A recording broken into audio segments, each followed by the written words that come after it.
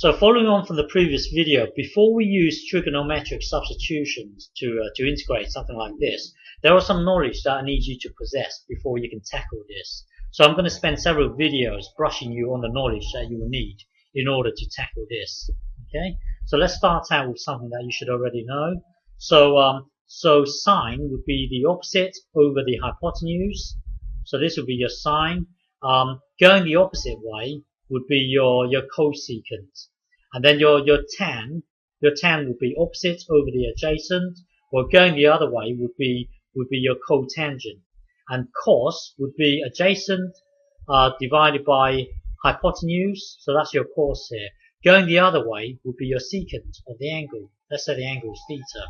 Okay, so now in this video we're going to try and understand this secant here. Okay, so we don't really understand what the secant of theta is. So we would create a scenario where we have a circle of radius 1. So the hypotenuse here is 1. So this dot here, we're going to imagine it as starting from 0 and then moving all the way around to 2 pi. So we don't really understand what secant of theta. We don't understand this directly, but because we know secant of theta is the hypotenuse divided by the adjacent. Because we don't really understand this thing directly, but we're going to use the hypotenuse divided by the adjacent. So we're going to use the hypotenuse divided by the adjacent. So this dot, so bear with me. Now let me clear this. So we don't really understand secant of theta directly, but we're going to use the hypotenuse divided by the adjacent. So let's say this dot here starts here. So the angle here is 0. So we don't really understand this secant thing here. So we're going to use a hypotenuse divided by the adjacent.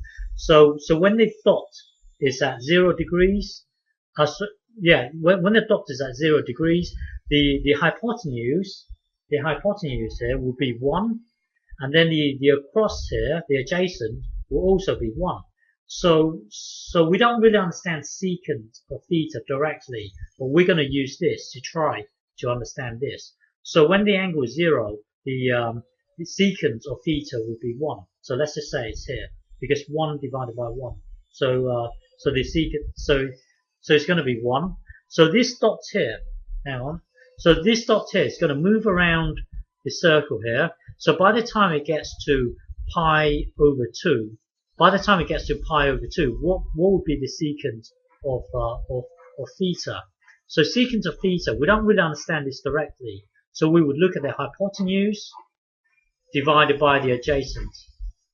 So by the time it gets to pi over 2, the hypotenuse will be 1, the adjacent will be 0. So this thing here, 1 divided by 0, it breaks down. So by the time it gets to pi over 2, we know it breaks down because the hypotenuse would be 1 and the across would be the adjacent would be 0. So it breaks down dead on pi over 2. So we know it breaks down dead on pi over 2. So we would select a microscopic distance just before it gets to pi over 2. So we know pi over 2, it breaks down at pi over 2. So what we do is we select a point just to the left of pi over 2.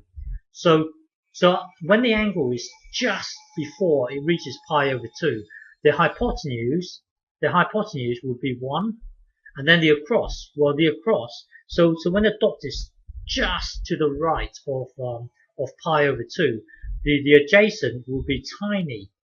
The adjacent, don't forget the adjacent is the distance across here. The adjacent will be tiny. It will be 0.0000000, let's say 1 here. So you've got a number divided by a very small number. So that's going to be massive. It's going to be massive up here. So earlier we know that when the angle is at 0, the secant of theta will be 1. So this here is 1.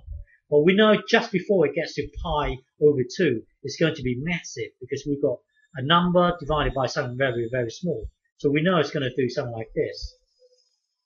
And then use the same argument. Select a point just to the so select a point so it's just after pi over 2. So select it to be over here. So the hypotenuse. So hang on. So we know it breaks down dead on pi over 2. We know it breaks down dead on pi over 2. So now earlier we looked at a point just before it got to pi over 2. Now we need to select a point where it has just gone past pi over 2. So when it's just gone past pi over 2, which is just to the right here, which is this point here.